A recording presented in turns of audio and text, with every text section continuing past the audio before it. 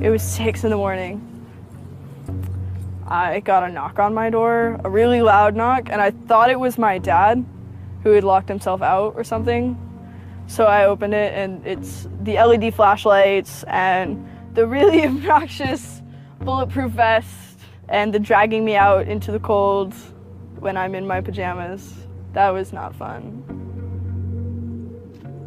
They seemed pretty shocked by the sarcastic, belligerent, angry teenager that they dragged out of bed that day. I don't know if it's just that I was 19 or that I was a girl, but they didn't expect this.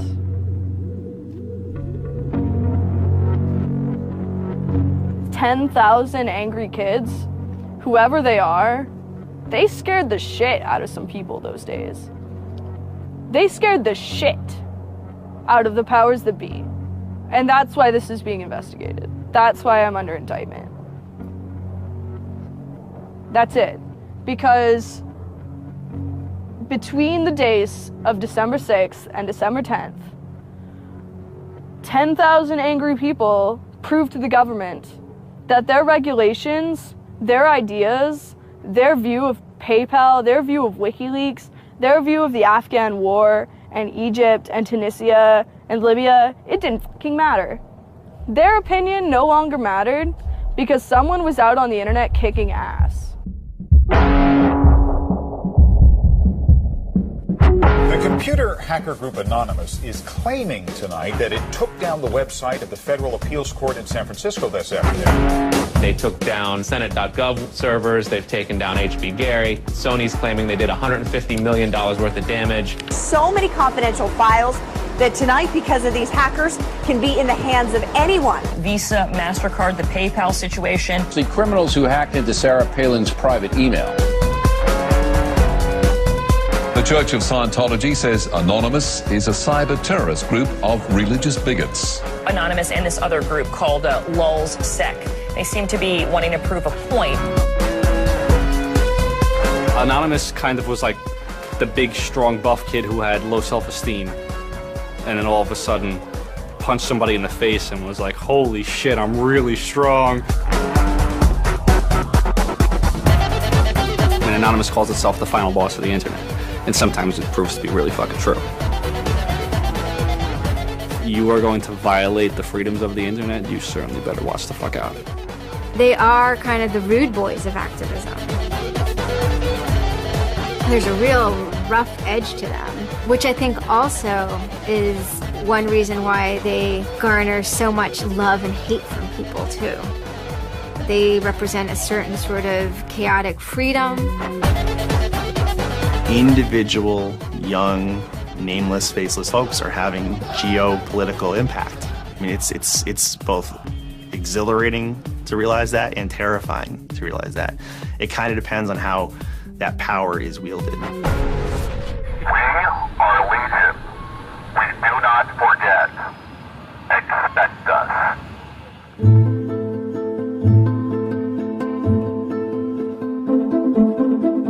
We stand for freedom. We stand for freedom of speech, the power of the people, the ability for them to protest against the government, to right wrongs. No censorship, especially online, but also in real life.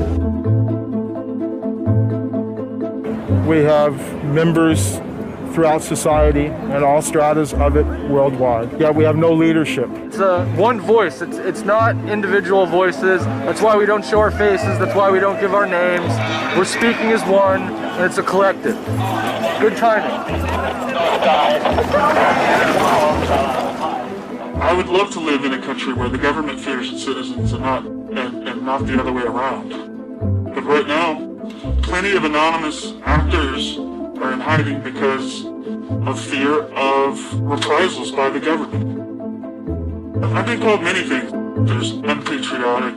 That we're just a bunch of children sitting in our parents' basement. I got called a terrorist sympathizer. We've been called kids, we've been called cyberbullies, we've been called hooligans, and you know, sometimes those words aren't entirely unfair, but this is a serious political movement. No one, you know, in the general public really seems to get it. What they don't seem to get is that the ability for Anonymous to be everything and anything is its power. Anonymous is a series of relationships. Hundreds and hundreds of people who are very active in it and who have varying skill sets and who have varying issues they want to advance and who are collaborating in different ways each day. They're a little bit like a prism or kaleidoscope. They've got many different facets and many different sides. Of course, when you spend enough time with them, you start to get a sort of feel or texture that's not just random, right? Yet it's very multifaceted, very rich, which does span from the quite lighthearted to the very, very serious. Bob Dylan had a line in a song saying, to live outside the law, you must be honest. They might do something which isn't technically correct, maybe it's not legally correct, but they're doing it for purposes that in their minds at least are ethical. People who know what they're doing, who share an ethos, who have a commitment to exposing and humiliating the man, who have a very low tolerance of lies and what they perceive as evil on the part of overweening power structures. They share information, they share tools and techniques, and they are currently having a very good time. The hacker culture, as we know it, really sprang from one place. It was MIT, and it was specifically the people in the Model Railroad Club, the Tech Model Railroad Club. Hacking originated as humorous pranks. When the guys at MIT put a Volkswagen up on top of the dome of the building, and people woke up and saw the car up there in the morning, or they measured a bridge by the body lengths of somebody. I would say his name was Brian, and discovered the bridge over the Charles River was, 822 Brians. These are funny things. That's where hacking originated, and it migrated into engineering and computer communities. It's witty, it's pranks. Basically, Microsoft and Apple both got their entire start off computer crime. Bill Gates stole pretty much all of MS-DOS. Steve, Jobs, he was creating boxes to defraud the phone company, I always saw hacking as implicitly political. But hackers, whether they're conscious about it or not, whether they're explicit about it or not, make a statement about how we should treat information. And some years after my book came out, one of the people I wrote about, Richard Stallman, got very publicly and explicitly political about open software. He believed that software should be free. Free as in freedom, not free as in beer, as he put it there. Behind it, whether misguided or not, there's a political impulse. Hacktivism was a term coined by a group called Cult of the Dead Cow. The Loft had an interesting relationship with the Cult of the Dead Cow. There was 3 members that were in both organizations. And we kind of kept the serious security research that they would do under the Loft name. And if they were doing some sort of just goofy stunt-like things, they would do it under the Cult of the Dead Cow name. Because the Cult of the Dead Cow was really kind of sort of like a propaganda type of organization. They had a guy who was the minister of propaganda. They're kind of merry pranksters. Everything they did was completely over the top.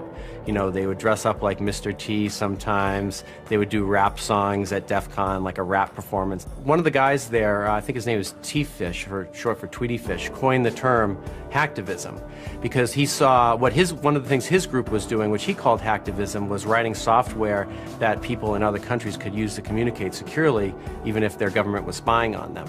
So the principle was freedom of expression. It was everyone should have access to the internet. Everyone should be able to communicate and get their message out on the internet. Even more important in countries where there was repressive regimes, that if you said something against the regime, they would come and take you away, and you weren't saying it anymore. A good place to start are with what has often been called virtual sit-ins, which use the tactic of a denial-of-service attack. Denial of service has been around for a long, long time. The equivalent of if you for some reason wanted to disrupt a bus service, right? You can hire 1,000 extras to all go and line up at the bus station, right, and get on the bus. And so that anyone who was really trying to get on the bus couldn't do it, right? It's as simple as that. When you stop trying to visit, website goes back up, no permanent damage. And this tactic has been used by a number of different groups. Probably the most famous is the Electronic Disturbance Theater. Another really interesting case happened in Germany, where a group of activists got together who wanted to protest the fact that the airline Lufthansa were using their planes to deport immigrants, and they would take down the site. And in fact, eventually the German courts ruled that this was a legitimate form of protest. From airport security to subway bag checks, there's no question it's a new world post 9/11. It's worse now for humans post 9/11 because intrusion and surveillance, which is always going to be misused by those who can misuse it, has created a different kind of society in which freedom to move unobserved is a privilege only of the rich. Privacy is a privilege only of the rich. Hackers see the technology giving them sanction to buy that privileged exclusion as well. Intrinsic to the technology is the power to self-transcend and get out of the hump of the bell curve and move forward to a par with the masters of society and do battle with them on an equal level playing field. That's activism. Anonymous grew out of what's known as 4chan.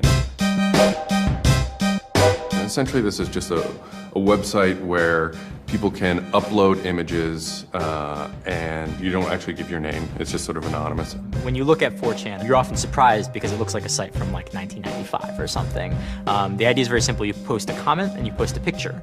And you can post under your name or anonymously. And it's separated into boards about particular topics. So there's a topic on anime, there's a topic on weaponry. There's like a 4chan board for origami, and you just upload interesting pictures of origami.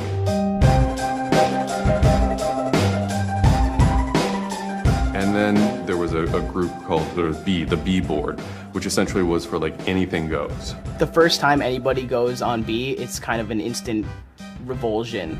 Because there's never a time that you go on there where you don't see something horrible. That instantly puts off a lot of people. The idea is post something that can never be unseen. Half of the posts on B are there specifically to make people not want to come back to B. Have you ever read Lord of the Flies? 4chan, and especially B, is Lord of the Flies.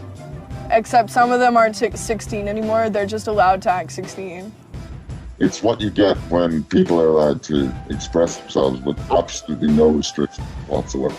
It's the kind of sum of human imagination when people can get together and think together without any limits or parameters. It's the most vile, disgusting, and funny thing on the internet.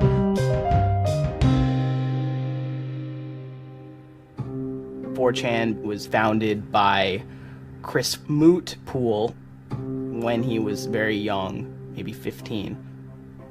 In the early 2000s, he started 4chan because he was a big fan of Japanese animation. Chris Mootpool is the sweetest kid you've ever met in your life. He's small and he's got these sort of like tiny features, and he runs the most disgusting website in the world. What I think is really intriguing about a community like 4chan is just that it's this open place. As I said, it's raw, it's unfiltered, and sites like it are kind of going the way of the dinosaur right now. They're endangered because we're moving towards social networking, we're moving towards persistent identity, we're moving towards a lack of privacy, really. The B board, that's the exact opposite of Facebook. Facebook, like, you're supposed to be like who you are, and there's sort of one model, which is that like you're friends with people, right? In 4chan, you're totally anonymous nobody. And anonymous speech is, a lot of it's ugly, but not all of it is, right? It is actually sort of a place where people can be honest. One of the important things about 4chan is to have a thread that really explodes and lasts for a long time. If it doesn't, then it disappears. It's a site that's not archived. So it creates conditions for anything that grabs attention at some level. And so humor and grotesqueness as a result are quite good for that. I'd rather just be referred to as anonymous, I guess, in any interviews, because I have some docs out on me. 4chan's just where I went to. I grew up on it and I lived there. That's just what I did for fun. It takes a thick skin to enjoy it.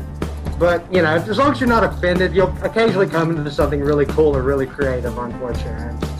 I think the most interesting thing about it is how you can watch memes evolve. You'll see something posted one day, and then a week later it's got 50,000 derivatives of it.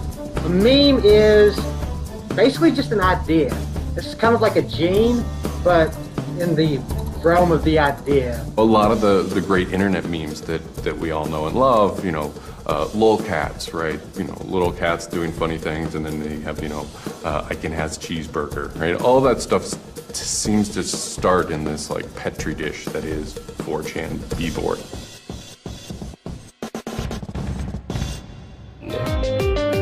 Say it publicly and your insane chocolate rain. Name any meme from the last about 6 years, and I'll bet you either in its first posting ever was on 4chan, or at least one of its earliest revisions that became what it was on 4chan. I can see the food situation is so we'll be on our way.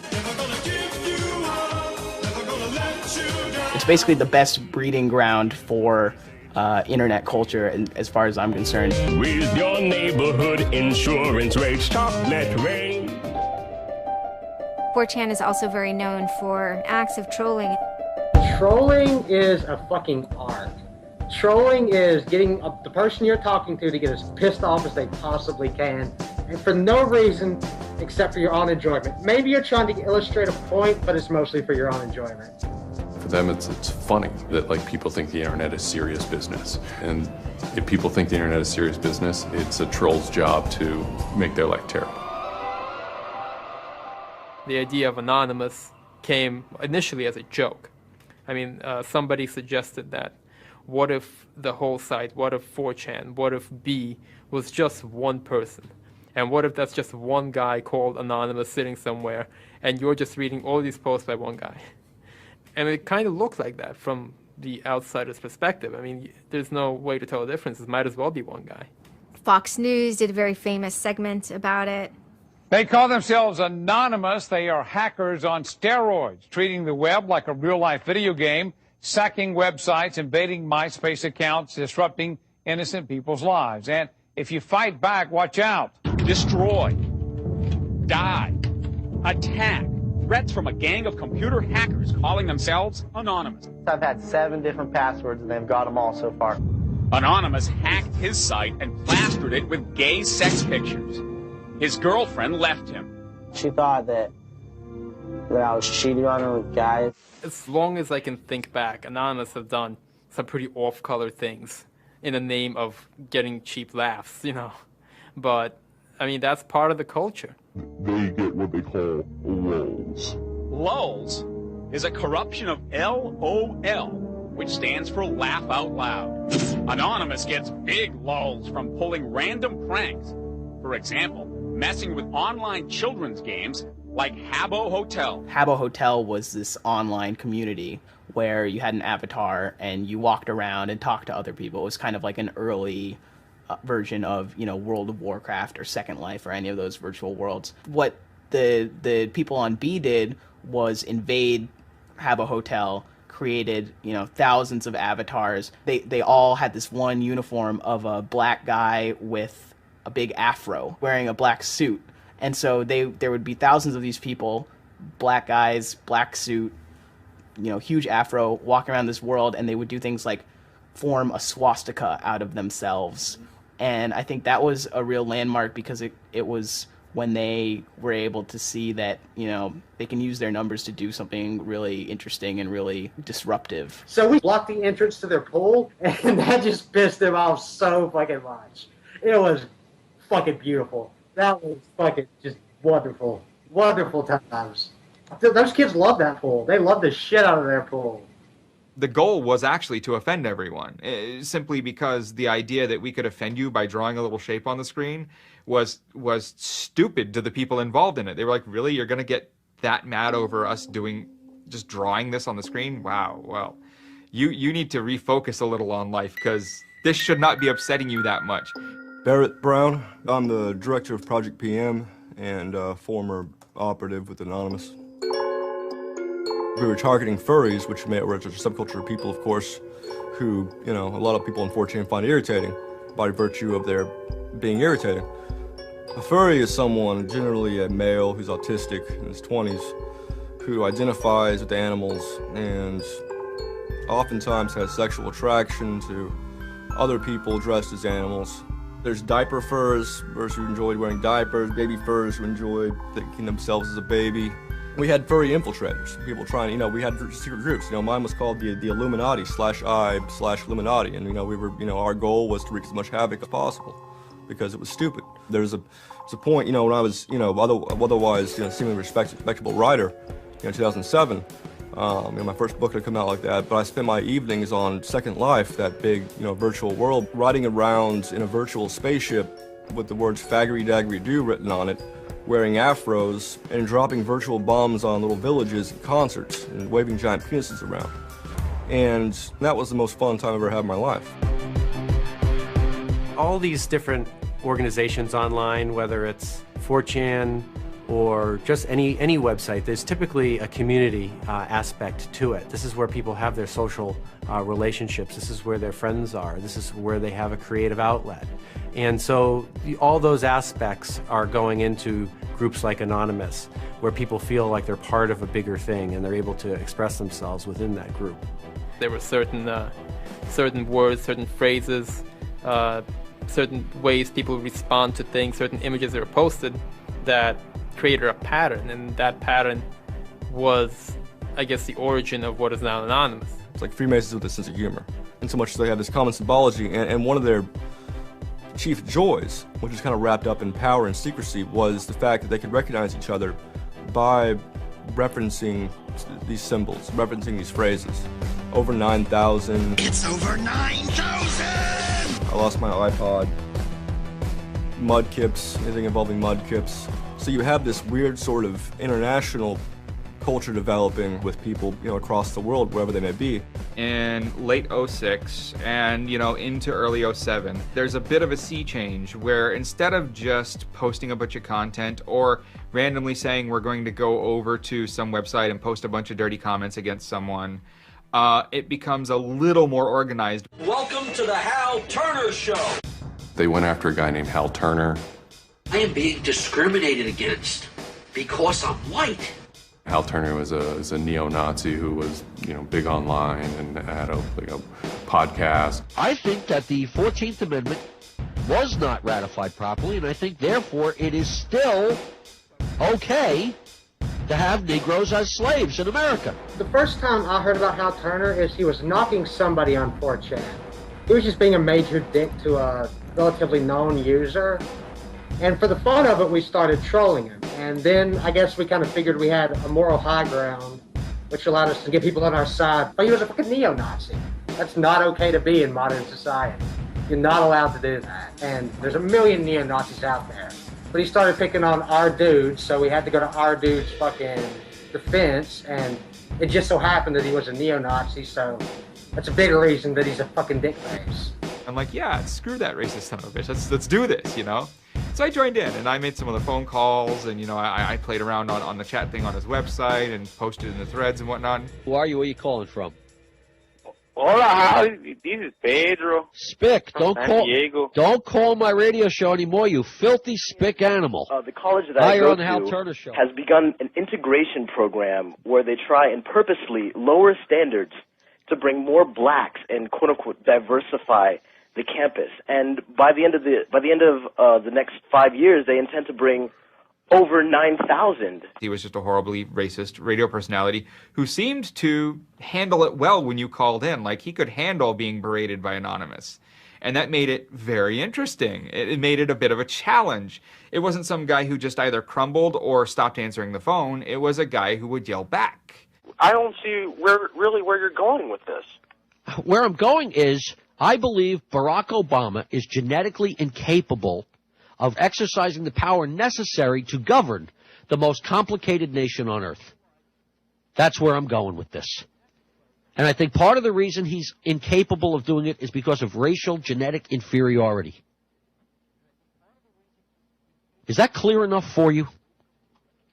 No, you changed the subject again. Wait a second, you asked Hal Turner me... wasn't the first, like, actual person that, Anonymous had caused trouble for, but the circumstances ended up being significant. They DDoS'd his website, stuff like that, costing him thousands of dollars, bandwidth fees. We DDoSed him, which is overflowing his server with packets and fake information. And then we kind of trolled him in real life. We sent countless pizzas to his house. We signed him up for escorts on Craigslist. We sent a bunch of pallets of industrial materials to his house, which he ultimately had to foot the bill for. And basically we destroyed his ability to pay for his radio show, and that took him off the internet.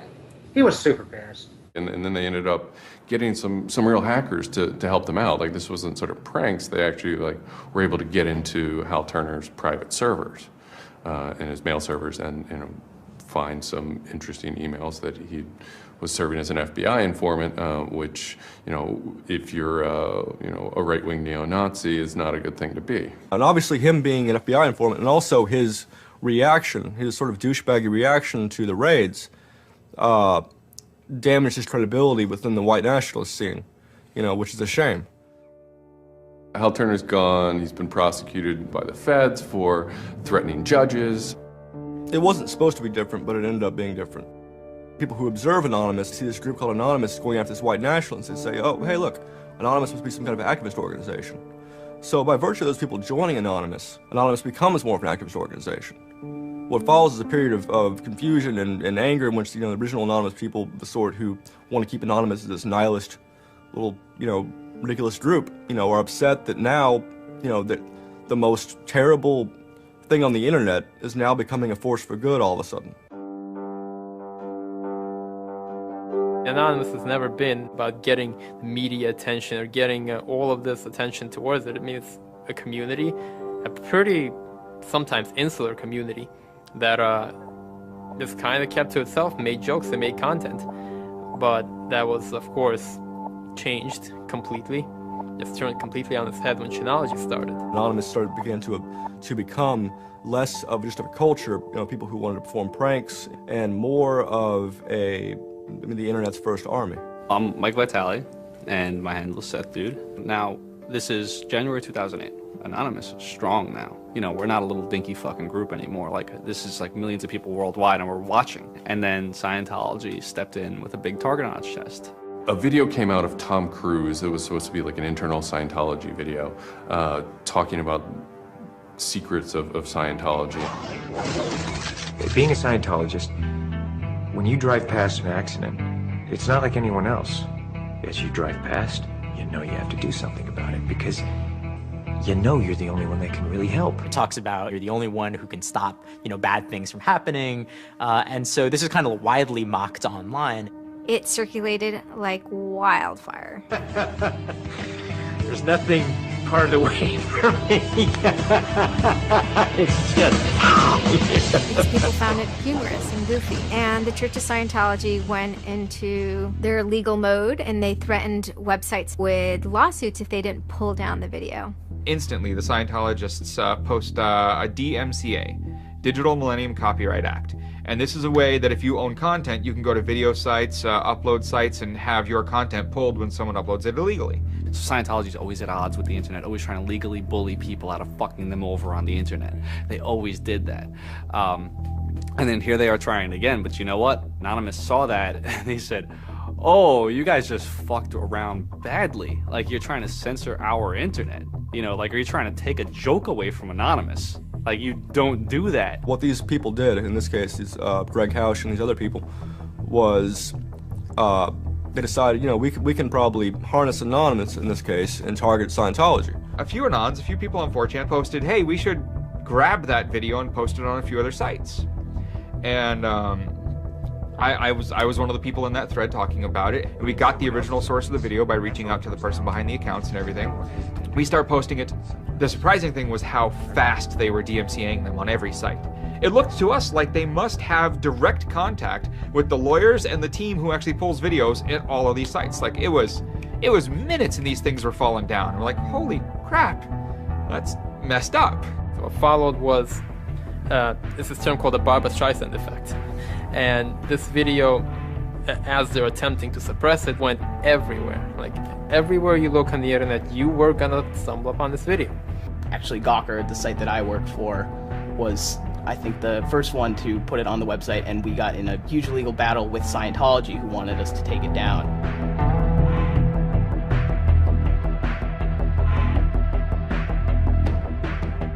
A guy joins the channel, and he says, you should all look at Gawker. So we go over to Gawker, and the strangest thing has happened.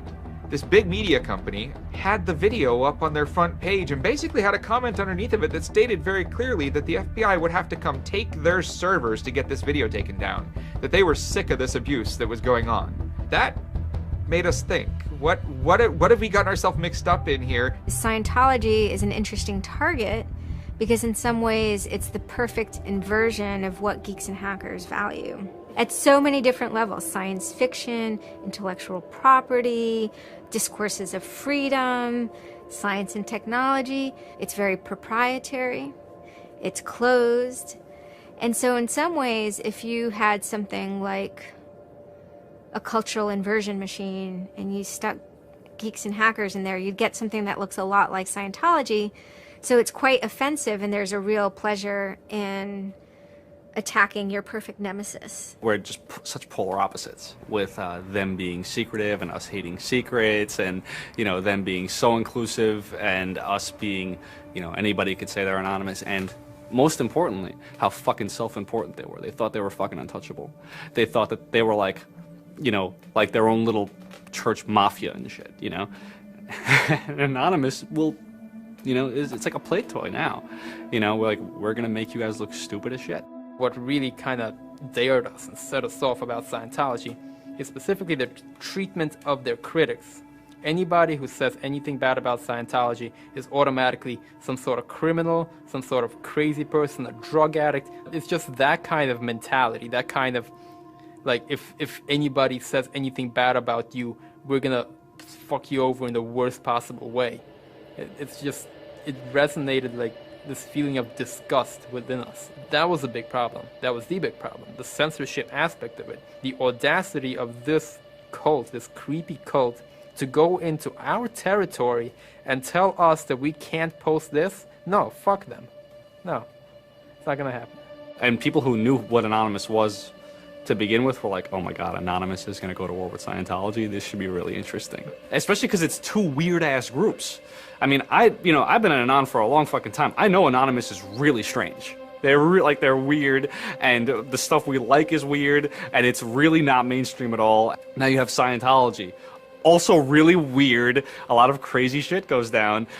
Anybody on the outside who's seeing this is going, let's watch these two retards fight. Like, both their pants are gonna fall down, they're gonna triple, and it's gonna hurt everybody, and it's gonna be hysterical. And what happened was all these people who were geared up, the infrastructure was built to war with other Anons, said, you know what, fuck it. Everybody's gonna get together and pound the fuck out of Scientology.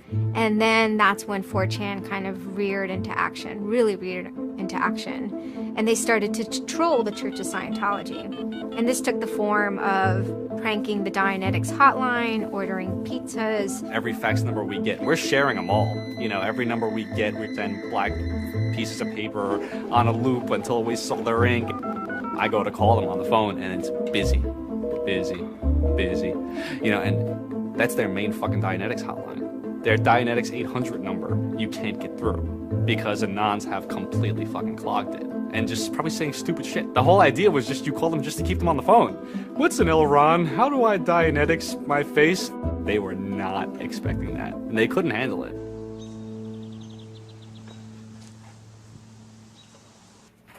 I'm Brian Mettenbrink. I always liked anything technical, mechanical, anything sciencey, really. Computers do what you tell them to. They don't all of a sudden start doing weird stuff, and if they do, it's probably your fault. And I always like that, you know, they're perfect, really, in a way. I just gone to 4chan just on pure happenstance, and I saw a post about the Scientology thing, and I started looking up stuff, and I'm like, oh, this is actually for a decent cause. I think I'll, you know, do this. You started seeing all the stuff in B, and I saw the stuff in B then. Everyone's going to DDoS Scientology. Everyone's going to bandwidth rape them. Anonymous members have developed a distributed denial of service attack tool called low orbit ion cannon, which is taken from a computer game. Low orbit ion cannon is what's called an end game weapon in Red Alert. All you had to do was literally follow instructions step by step. I downloaded a program that's free and legal for anyone to download and use. And I followed the instructions and I typed in www.scientology.org and I pushed go.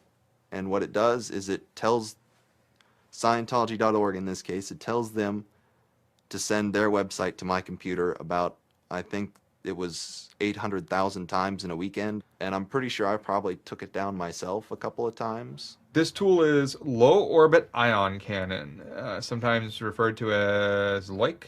I am actually not breaking any laws by using this tool against my own computer, 127.0.0.1, which is a non-routable address. But of course, if I were to have attacked one of those other bigger sites out there, I would have severely been breaking the law and would have been doing it in a way that was quite easy to track. You do it, you put in the site, you see that the IP is correct, you make sure that all these settings are good, and you hit the button, and off it goes. It felt like you were making a difference. You know, just you yourself. And you didn't even have to leave your home, you know? You just sat at your computer and followed instructions and stood up for what you believe in, so to speak. You made your say in the world, and hopefully it turns out better for it. Yeah, that was some really crazy stuff to watch. To be sitting there in front of a monitor and you have just information just flying in front of you, and it's this unseeable internet war. And one of the guys said, we need to make a video. We have to make a video. Hello, leaders of Scientology. We are anonymous. When the video came out on January 21st, that was one of the first times that Anonymous as a culture started referring to itself as Anonymous as a movement, and declared that it was going to take down and destroy the Church of Scientology. That video probably changed everything. Knowledge is free. We are anonymous. We are legion. We do not forgive. We do not forget. Expect us. It basically looked like if a computer was going to tell you that he was going to beat the shit out of you, this is what it would look like. That one video really galvanized that moment of innovation. That's exactly like with that video, internet activism as it's known today was born. What the video was saying was, it's over. You're not going to be able to follow people back to their house anymore with impunity. You're not going to be able to just issue a cease and desist letter to any reporter who wants to write some shit about you that you don't like. You know, that's done with. Every time you do that, Anonymous is going to hit you harder. So we made a video named Call to Arms that said, we're going to the streets. Every major city of the world has a Scientology building. Be very wary of the 10th of February. Anonymous invites you to join us in an act of solidarity. Anonymous invites you to take up the banner of free speech, of human rights, of family and freedom. Join us in protest outside of Scientology centers worldwide. And you just see this consensus forming that it's going to happen. So we made the third video, the code of conduct. Don't bring weapons. Dress accordingly. Cover your faces, because they will try and find out who you are and screw with your life. Rule number 17. Cover your face. This will prevent your identification from videos taken by hostiles. Scientology has a history of harassing, stalking, and just generally doing horrible things to its critics. So people needed a way to hide their identities. A lot of people had very legitimate fears. They don't want to be followed home. They don't want to be stalked. They don't want to put their families and themselves in danger. Everyone was going, well, we're going to wear masks. What's the only fucking mask that we all already know or have a joke about? And it's the Guy Fawkes mask. You see the movie V for Vendetta, you know, the ending scene where everyone's wearing the Guy Fawkes mask. That is very reminiscent of what Anonymous thinks Anonymous is.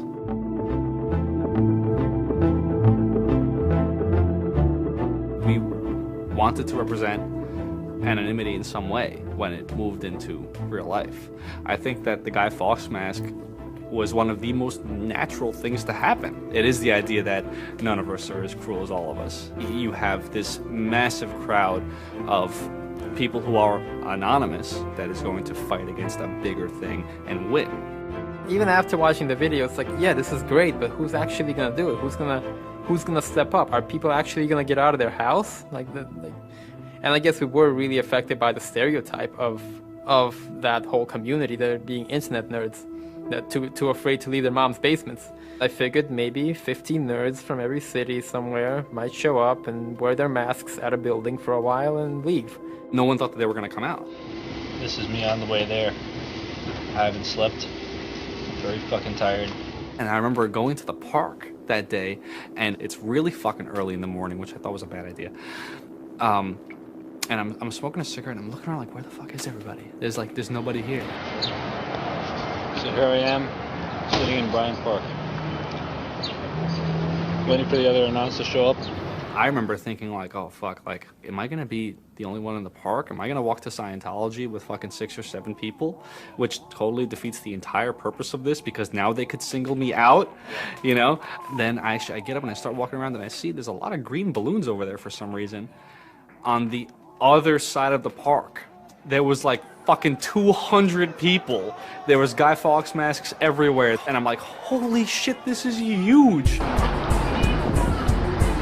There's a fucking lot of us.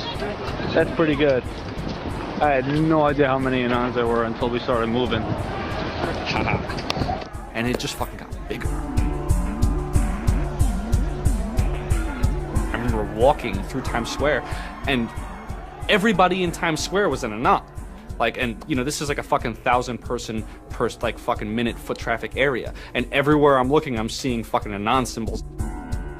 It was fucking wild. It was really wild.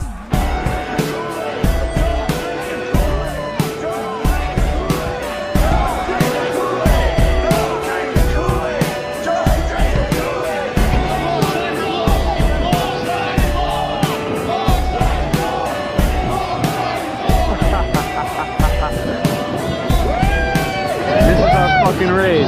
Hell yeah! So we start getting numbers in. And Sydney. We're thinking that it's going to be 50 people. And before 10 a.m., before even time, there's already 50 people there. And there's still streams of people walking down the streets. A couple hours into it, you know, because I didn't go to bed until 1 in the morning, you know, you're looking at Sydney as, wow, there's 250 people in Sydney. The cops are estimating higher than that for their reports. What just happened? Adelaide, Perth, and Melbourne happened. And, you know, over 200 at each of them. We nearly broke 1,000 leaving Australia. Now, the next protest was Tel Aviv, which had actually gotten its first Scientology building a week before this. There were Palestinians and Israelis at this protest, both holding their flags. And at one point, they actually switched flags and held up each other's flags and whatnot. It was awesome to see. I call our guy in London, Britanon, and I say, hey, what's going on there? And he's like, did you just get out of bed? I said, yeah, I haven't even turned on the computer. I just figured I'd call you. And he said, we've got 600 people, and the cops are really, really mad at me. All the major cities were having hundreds of people come out. Massive. Clearwater had like 300 people. I don't think anyone beat out LA. I think LA had over 1,000 people. We are Legion!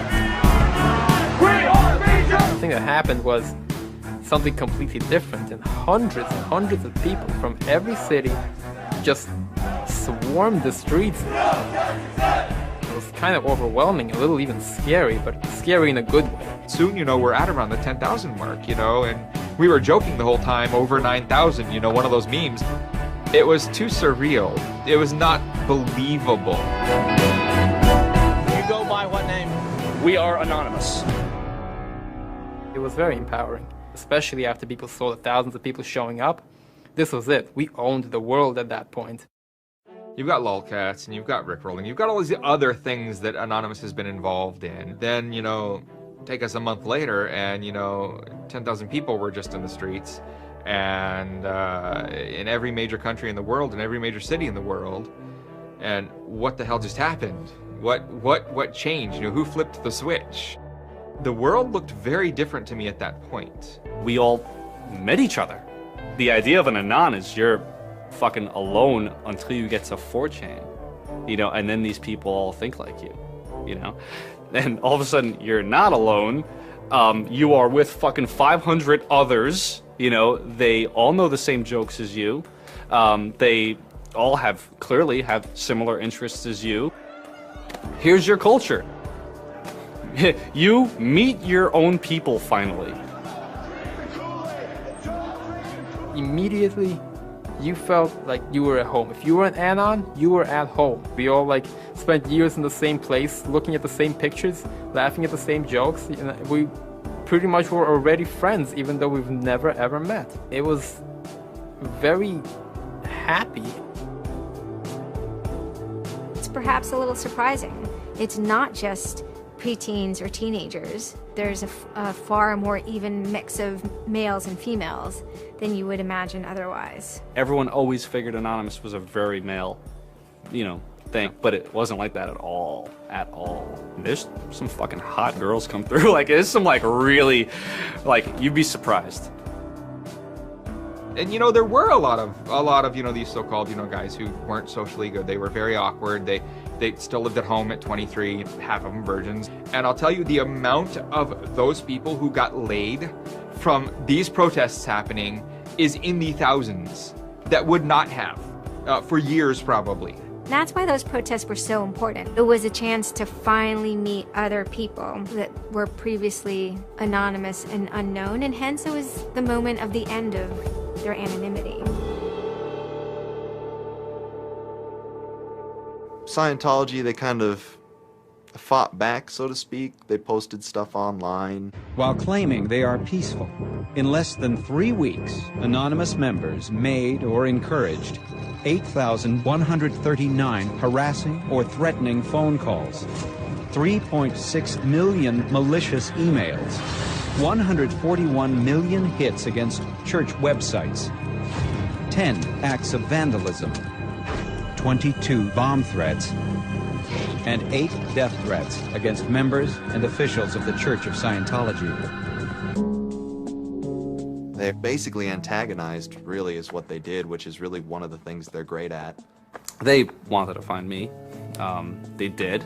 They hired PIs. They started taking pictures of us, threatening to sue us. People were getting followed. People were getting followed home. It'd be a regular thing for someone to say, oh, I had to lose someone on the subway. I saw someone from the Scientology Center and they were following me. They would follow us to our houses, try to intimidate us, send us cease and desist letters. They had a PI hand deliver a cease and desist letter from a very expensive lawyer. It was a double message there.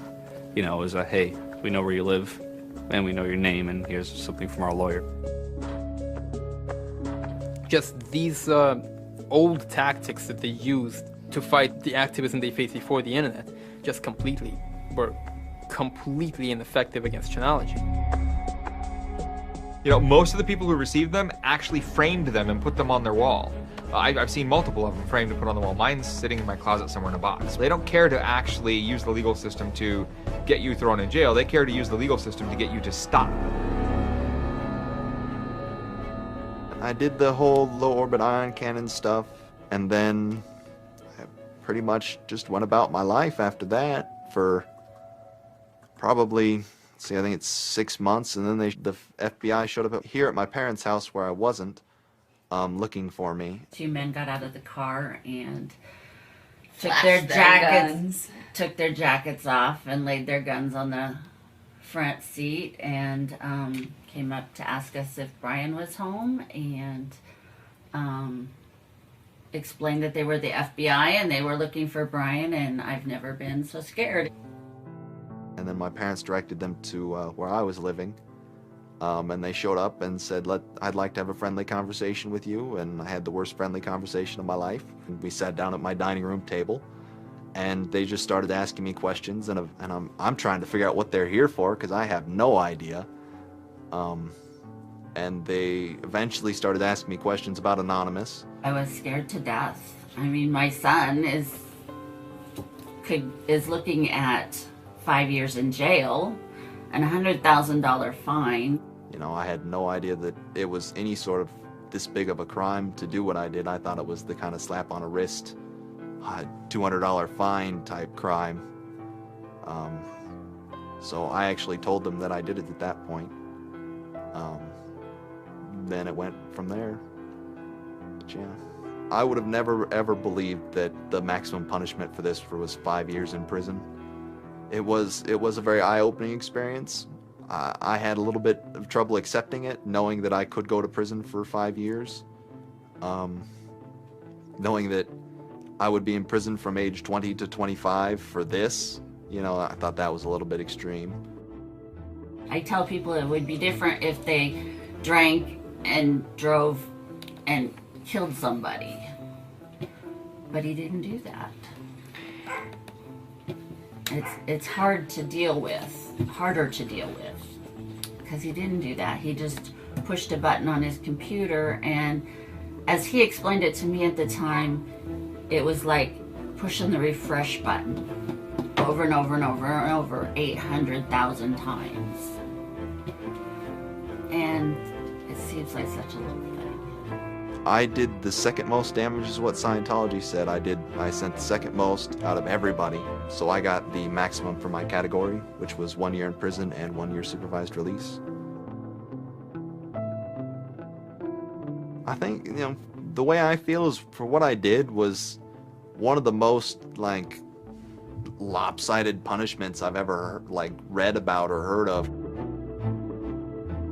Yeah, I think it's ridiculous, especially the year supervised release where I can't touch a computer for a year. I'm not sure what that's supposed to solve, except make my life difficult. So that computer behind me back there, I could go back to prison if I went over and touched it. I can't knowingly associate with members of Anonymous. They just made a big deal about Scientology as a religion and that this is America and you can believe in whatever you want to believe, and I'm pretty sure they actually compared me to like the KKK and the Nazis and stuff in the courtroom. Yeah, it's a completely different issue. I'm very proud of what he did. He stood up for what he believed in, but that was never, ever mentioned. I never would even dream of hurting anybody. You know, it's just not me.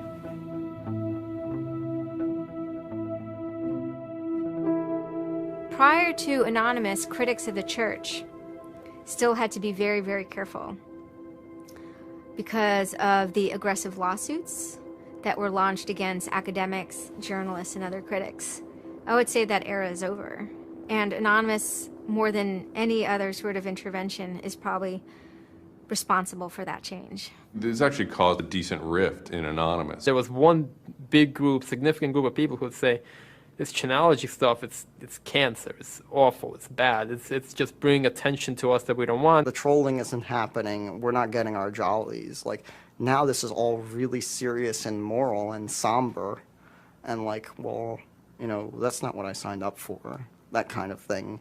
And then there are the people who were on the other side who are going, well, I only signed up for the serious and somber. You guys, go away. This is, you know, and, you know, there became this very fierce clash of ideologies, and it was alien to us. They decided, in their own words, which I was privy to because it was told to me, stop ruining our bad name. So to make Anonymous look bad, they go off and they post animated GIFs, animated images to epilepsy forums that are black and white, just strobing really quickly.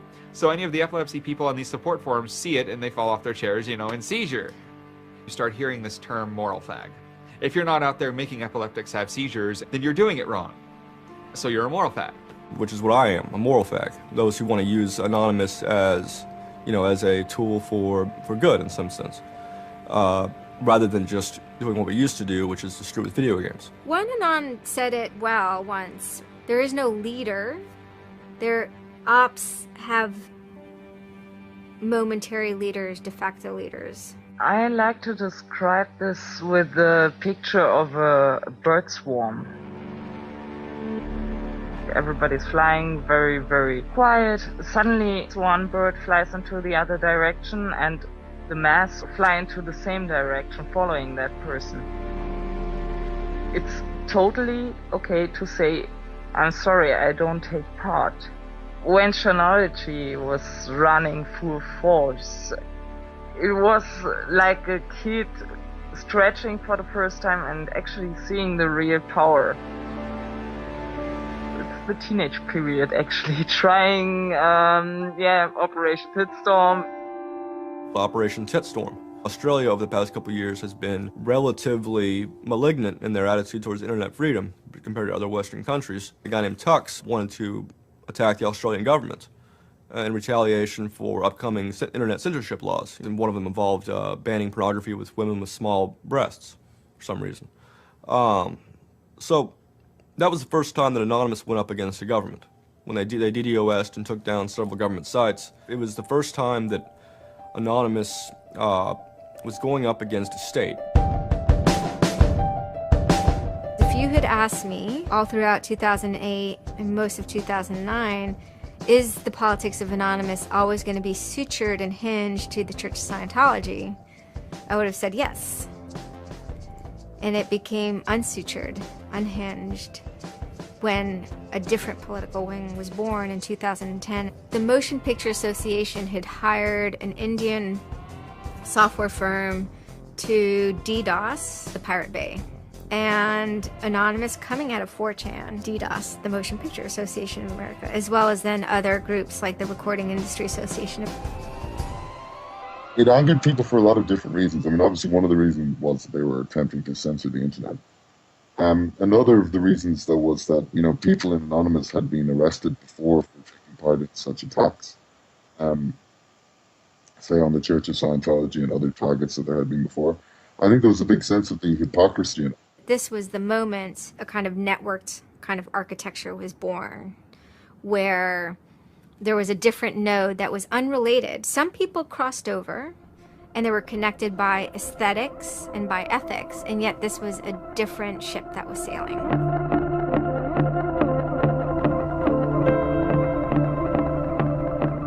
It is our task to find secret, abusive plans and expose them where they can be opposed before they are implemented. The interesting thing about someone like Assange is that he actually also sprang from, you know, a hacker culture. It's a mentality of spreading information. Julian was Mendax. He was the greatest hacker that ever walked the face of the earth when I was a kid.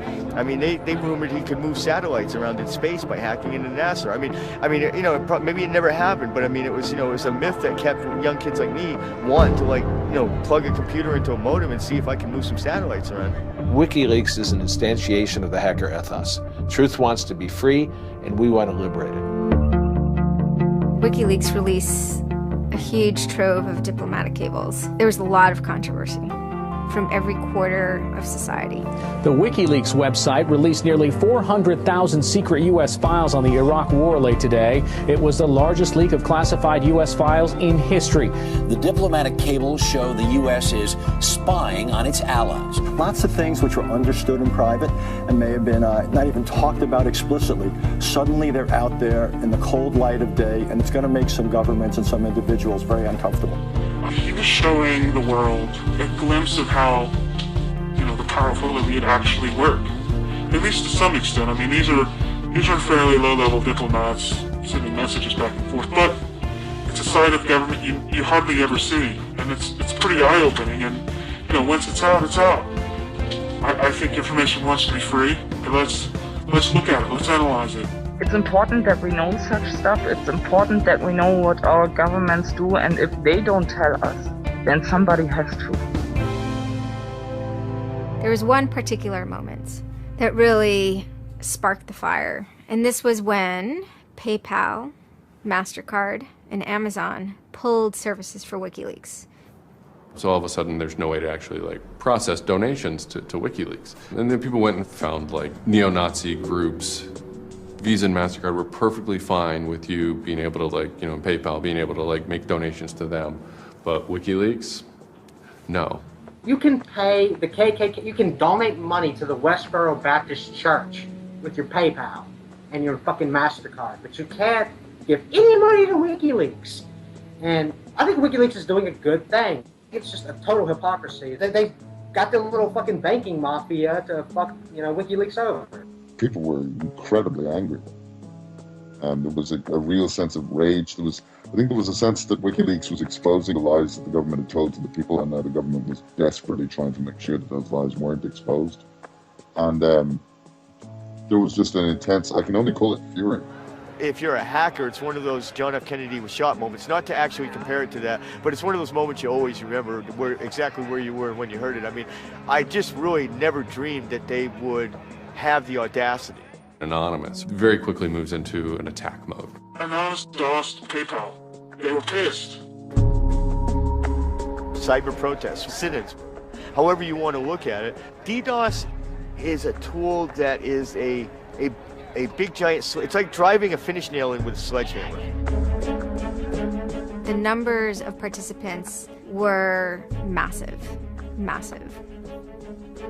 And they managed over the course of a couple of days to disable the websites of MasterCard and PayPal.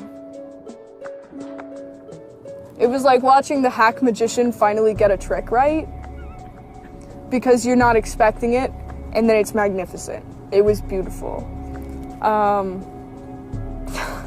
Because what you had is people finally stood up for something. How long has it been since we had a huge, really relevant protest? I'm not talking Tea Party, I want to bring my guns in public. I'm talking 10,000 angry people said this is not right, and I want to do something about it. Soon after, January 2nd, I believe, WikiLeaks was blocked in Tunisia. And Anonymous got wind of that.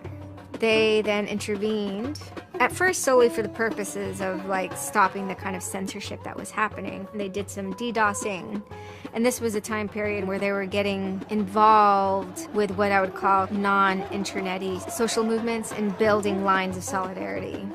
My name's Pete Fine. You can call me an internaut or a hacktivist. Telecomics is an ad hoc cluster of volunteer net activists who have spent much of the last year trying to keep the internet running in the Middle East. During that time, we saw the Tunisian government not only censoring and filtering the internet, but also doing some kind of technical trickery to steal people's Facebook passwords and delete their posts and see who was posting what, and, you know, fake posts, stuff like that. Some Tunisian hackers came to us. They were members of Anonymous, and I didn't even know we had members of Anonymous in Tunisia, so it was a shock to me.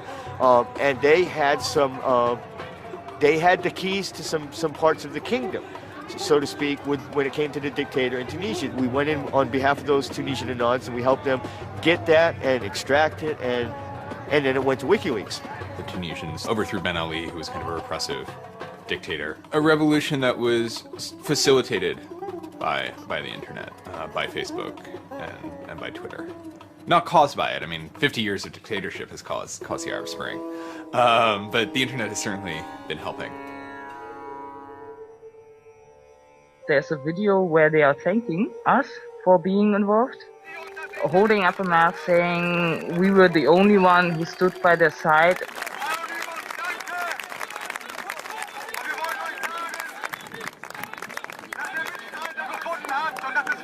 For me, it was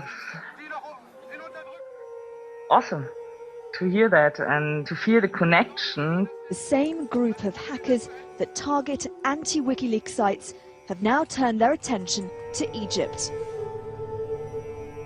In kind of the lead up to the Egyptian revolution, we would tweet on people's behalf. We would get people from Egypt who were unable to access Twitter on their own on our IRC network, and we would take reports from them and tweet them out using our account to kind of help them get the word out about what they were experiencing. Some of this shit is personal. And one of the things about the movement as a whole, when Egypt rolled around, is that Egypt broke us emotionally. Watching in real time with live feeds that we helped set up, Egyptians get massacred with machine guns. It was different, and I have never in cyber activism wept before. It's never bothered me like that. It's never been able to touch me the way Egypt touched me. It was fucked up that we were watching people killed for no reason other than leaving their homes, that these people had every right to freedom, that they had every right to choose their government. And then January 27th, January 28th rolls around, and the Egyptian government starts shutting down the internet. I mean, just for the whole country. The whole country. There's this fantastic traffic graph that you can see the traffic coming out of Egypt, and it looks like, you know, like this. Just totally stops. And we were just shocked. We were just like, what the fuck? Like, what the fuck? To think that a country would completely cut itself off as much as it was able to from the outside world was pretty unthinkable. You know, we know bad things go on in the dark places. And suddenly it got quiet. I remember that somehow burned into my brain that first Twitter was flooded and suddenly everything was quiet. That's the kind of thing that could start riots. I think when Mubarak did what he did, I think it really upset people here as well as in the Middle East. I put myself in their place, and I found myself in a desert of nothingness because he just wiped out everything that my world incorporated. That just showed me and everybody else that the same thing can happen at any time, at anywhere, in any government. Anonymous and the people on the internet stood up and said, go fuck yourself. You want to shut down their internet? Fine. The people on the internet will show them how to turn it back on. It's almost like the internet as an actual thing. It's like the internet is a living thing. It's like a conscious thing that gets up and says, no, you can't do that. A lot of my friends helped with encryption, helped people on the ground in those countries validate SSL keys and certificates, and really showed them how to subvert their government and become free. And then Telecomics started to tweet connections to the internet, dial-up connections. In Egypt, the care package we put together included some kind of our comms information, the ham radio and dial modem details. In total, we helped coordinate and run about 500 dial-up modem lines. We also Googled up treatments for tear gas and other kind of basic medical treatment and found folks who could translate that into Arabic. Sort of put this together in a nice one-page PDF and fax, and off it goes. I think the most effective thing was shutting down government websites. We're taking your dictator's web pages down. It is cyber warfare at that point. When you're dealing with a dictator like that that's killing people, all the gloves are off. We are going to not just take your websites offline, we are going to destroy your every communications. We are going to wreck you like a nation state would wreck you. In Cairo, Egypt, the crowds are shouting and screaming.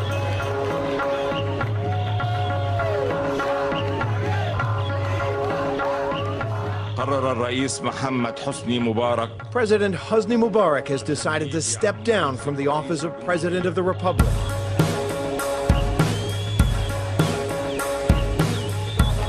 When Mubarak left, it was a hell yeah moment.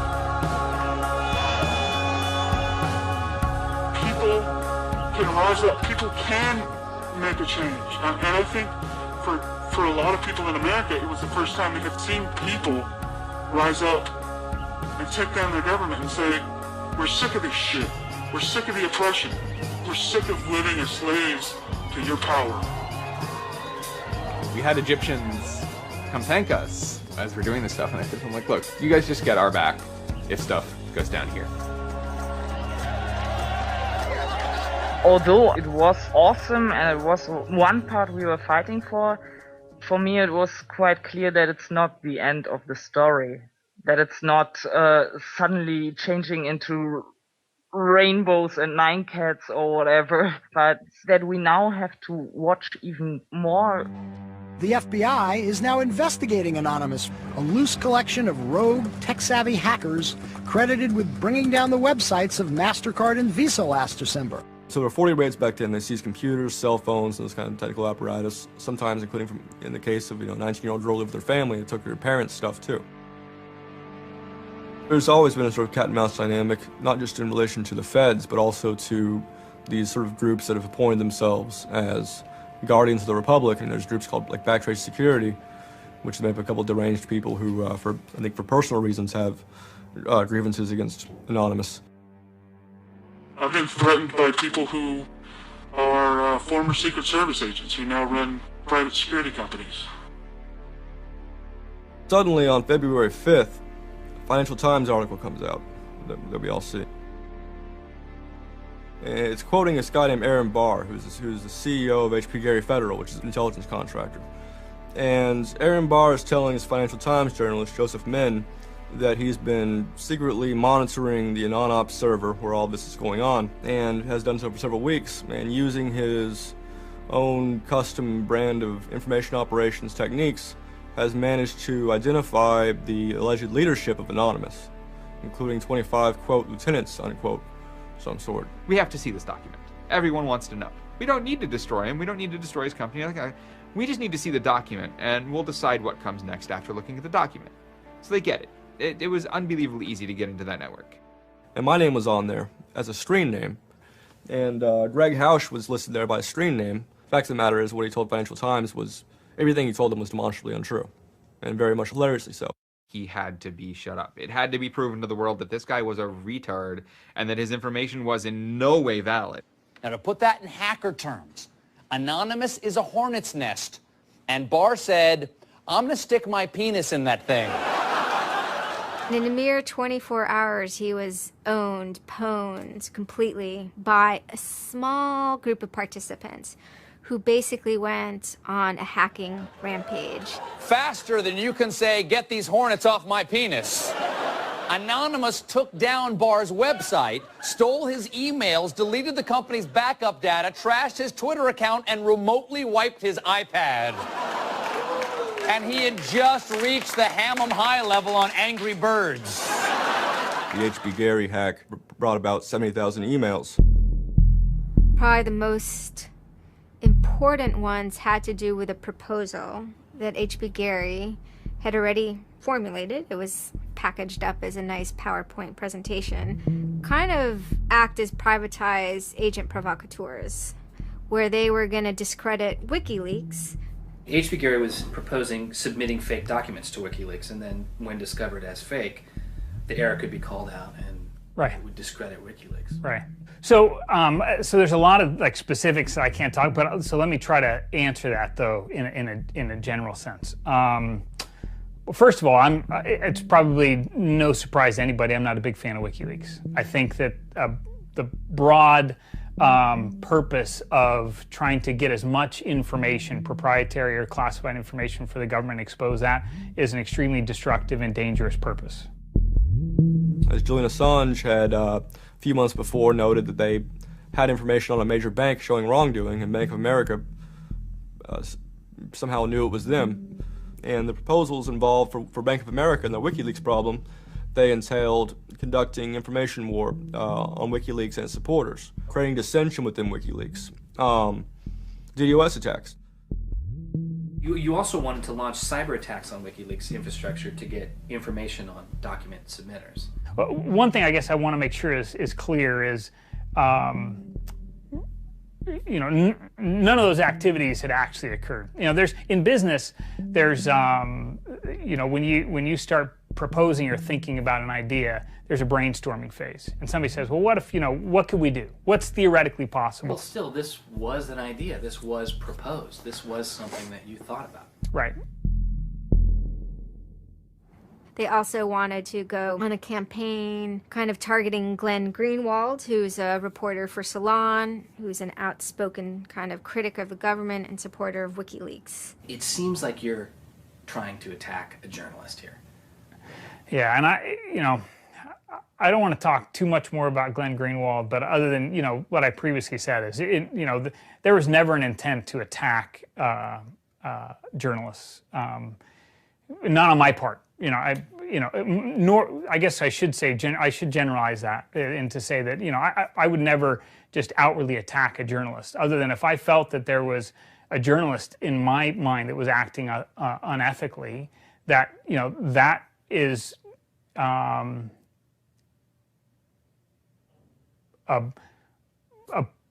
that's a fair game for having a public discussion about. They were walking a very fine ethical line at points, and in many cases, the mass opinion is, no, they stepped well past it. I will not support broad theft of information released to the public, because that's nothing but destructive.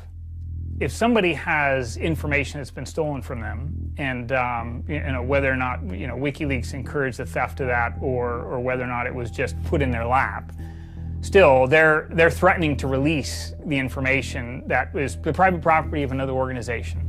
So your choices are to just allow that to happen, or to try to stop it.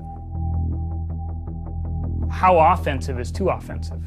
We've certainly seen a lot of strategy coming out of governments across the world now saying, publicly admitting that they need to develop better offensive strategies in cybersecurity, because defense as a whole, it isn't enough. It never is enough.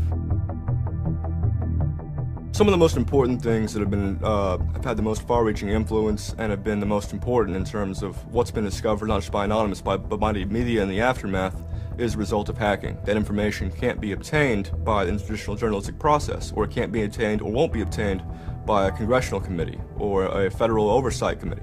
For the most part, that information has to be, obtained by hackers. After this had happened, although only a small number of people had participated, the collective mood was exuberance within Anonymous. It was a kind of moment of the lulls being recharged, which people were excited about because people felt like the lulls had been running low during the Middle Eastern protests.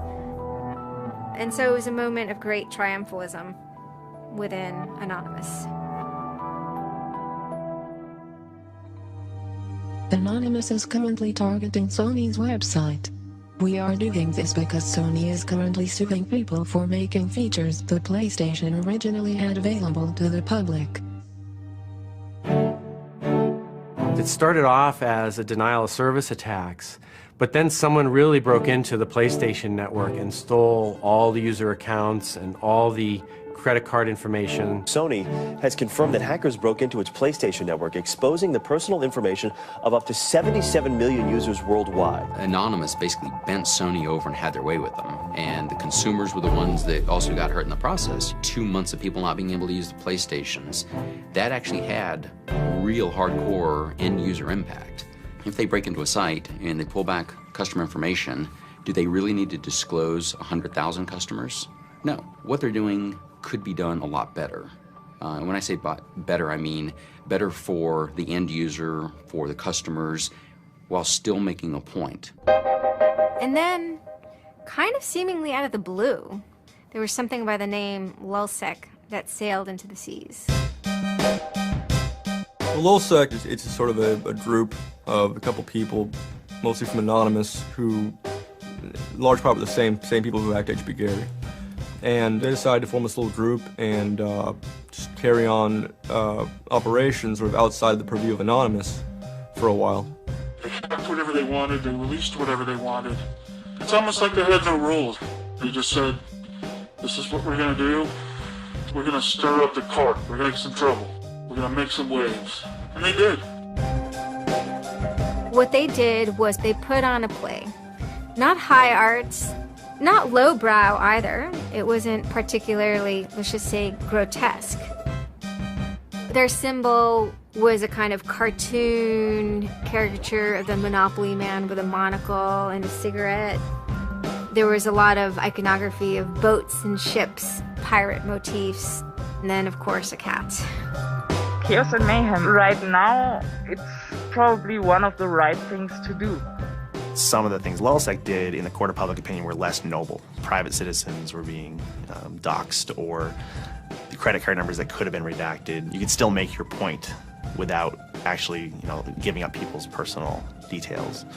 So the court of public opinion swayed that LulzSec had crossed lines that maybe the previous manifestations had not. Collateral damage, such as the release of docs and people's personal information who are just caught in the crossfire, really, of an anonymous confrontation, is something that a lot of anons don't really support. There was a lot of, infighting about it because their way, wasn't really our way. We will not attack the media. PBS's Frontline runs a documentary on mainly focused on Bradley Manning, the alleged leaker to WikiLeaks. And just for a lot of Bradley Manning supporters didn't like it. They felt it was a little too psychologizing, right? It was like looking a little bit more like his personal life than like why it is he leaked the documents and what the documents actually meant. They hacked a website putting a story that Tupac and Biggie had kind of escaped the world of celebrity fame and attention and retired quietly and discreetly in New Zealand. Also, when they attacked PBS, you know, that gave me the creeps, you know. As a journalist, I'm not too thrilled with the idea of someone judging that we don't like you to write that. We don't like your reporting, so we're going to shut down your website. I'm uncomfortable with that. It could be me, and I could be writing something about a group that they didn't like. And, you know, hey, I'm happy to sit and talk with them about it, but, you know, don't shut my website down. This is obviously about freedom of speech, so attacking the press would be would sort of be a bit of a contradiction. So people always said, well, we shouldn't do that. And obviously LulzSec had a completely different agenda, so they had no problem doing it. They sort of saw themselves as going out there, breaking into like anything, everything, governments, corporations, police departments, largely for the same reasons Anonymous would. You know, they went after Arizona for immigration policy, 50-day run, causing mayhem, havoc, and then, you know, ended it. The computer hacking group Lulz Security has announced it's disbanding, saying it had achieved its mission to disrupt government and corporate organizations for fun. I call this whole thing the rise of the chaotic actor. It's not like the first time we've had hacktivism, but we're definitely seeing like a renaissance in it. And chaotic could be chaotic good, neutral, or evil. You know, if you go back to the old Dungeons and Dragons charts. And some people see Anon-Ops initially, let's stick with Anonymous, as chaotic good. They saw Operation Payback, or they saw attacking Scientology, and they say that's good. It's like Robin Hood, right? Chaotic good. Outside the system, but doing something good. Other people saw Anon as chaotic evil, like the Joker. They just want to see the world burn and doing potentially irreparable damage. And the truth is, yes, it's the entire column of chaotic.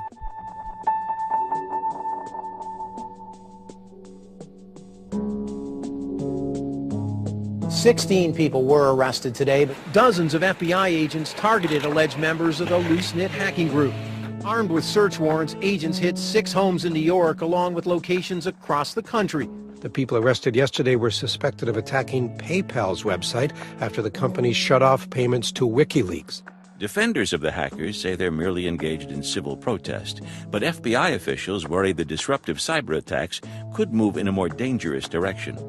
So the FBI shows up at 6 in the morning, and it was really obnoxious. And I remember being frustrated and angry because there was nothing that I had done that would have justified an FBI search warrant. They came and guns blazing, all this other good stuff, busted down the door. I immediately just dropped down to the floor, 180, didn't want nothing. I wasn't trying to fight nobody. Theory of the case is they were, you know, they flooded, quote unquote, a number of people flooded access to PayPal, thereby creating economic distress to a protected corporation. End of story. This is not a case involving identity theft, involving outing emails, involving violating privilege, involving theft of services, involving, you know, shutting down business. It is a pure case of internet or cyber sit-ins. I think when Barack Obama gets on television and says, flood the switchboard, shut down the Republicans, send the message, that's legal. And even if you accept what the theory of this prosecution is, it's no different. This is an electronic sit-in at its finest. If you're a pedophile, the average is 11 years. If you're a computer hacker, the average is 15. And I think that's ridiculous.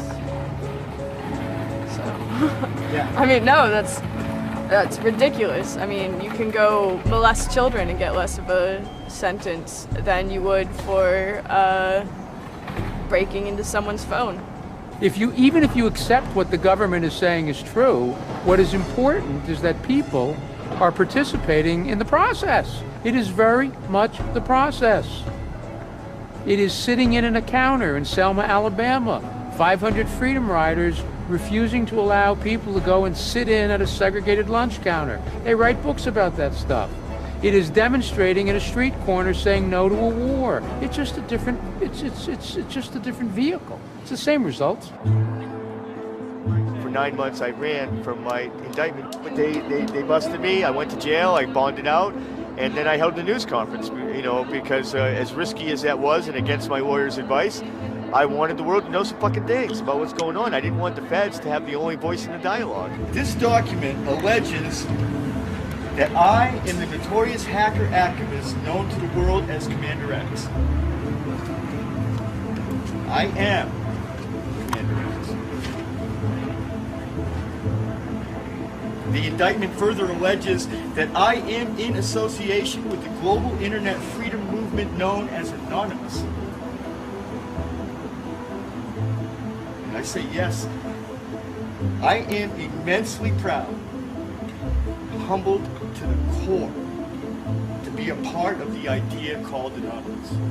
You know, I would never compare myself to people like Gandhi or Dr. Martin Luther King, but they were one person, and they were willing to go out and change the world. And their messages live on every day, through everybody.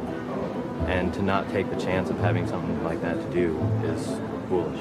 I only wish we had 50 million Mercedes. I feel a lot more comfortable as a guy getting towards the tail end of his career if there were more Mercedes. There's always going to be legal consequence when you decide to break the law. That comes with the territory. And it would be naive not to expect that. The question is whether the punishment will be proportional to the crime.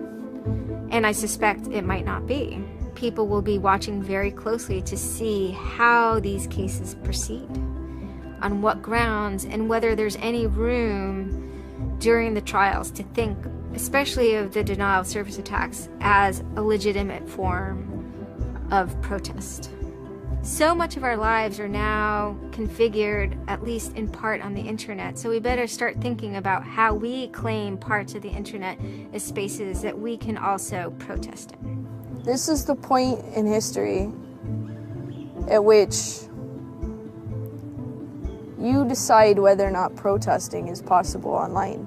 You can stand up and you can say freedom of speech extends to online.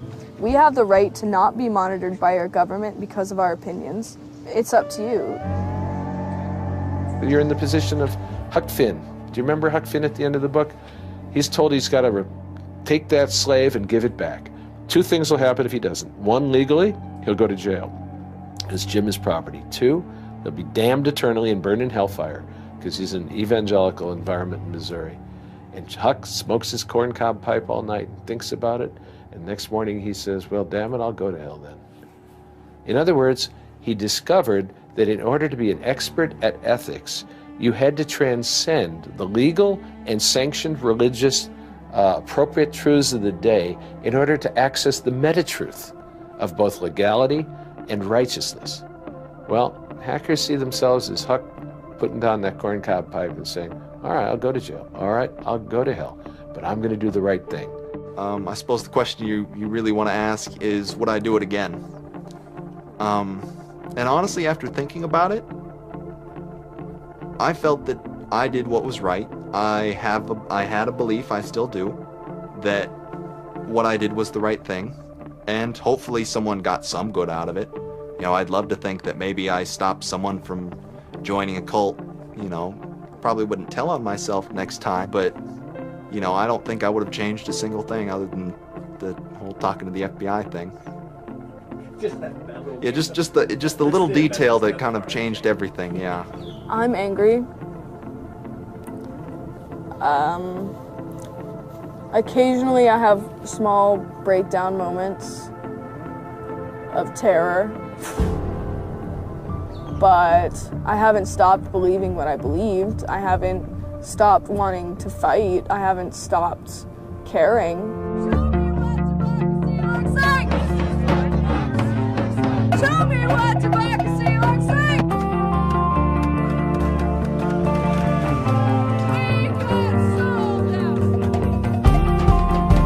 I don't think this whole issue is a technical hacking thing. This is more about human philosophy and psychology. What's motivating us? Why is there so much unrest or disenfranchisement or anger that would lead people to want to take matters in their own hands and join these? Whether you think it's bad or not is irrelevant. It's not going away. I have stood upon the mountaintop known as Anonymous and looked down on a world inflamed with revolution.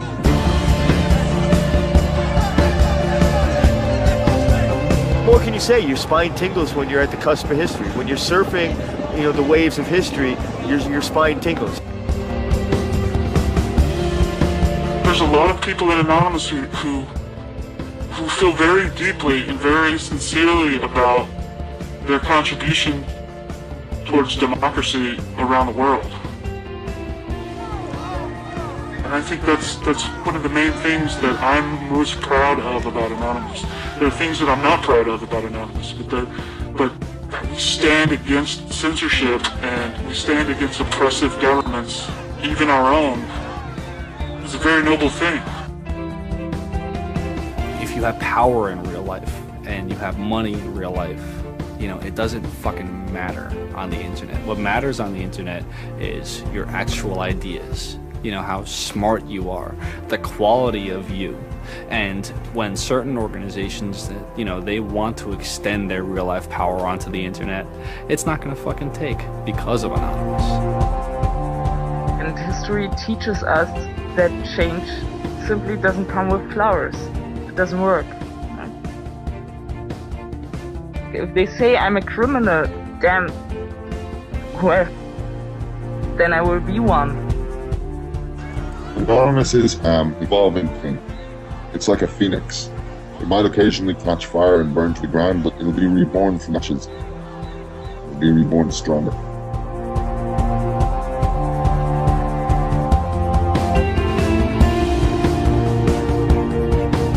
I don't care if you're a Democrat or a Republican or an independent, or if you like Ron Paul, or if you worship pigeons or Scientology, or if you're Catholic or atheist or Methodist. I don't care about that. Your opinion matters. I don't care if I disagree with it. I don't care if I hate your guts. Your opinion matters.